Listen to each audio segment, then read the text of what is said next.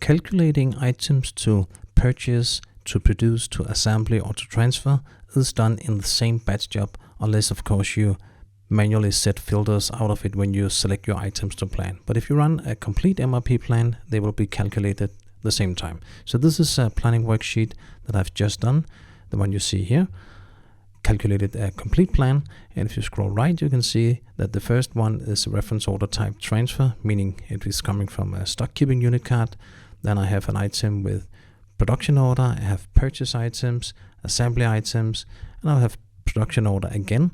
So here you can see that you can easily have purchase items on higher levels than other production order. That depends on your hierarchy because it plans in low level code order.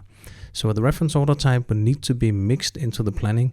So it would make sense just to do all production order planning first, then all purchase order planning, etc.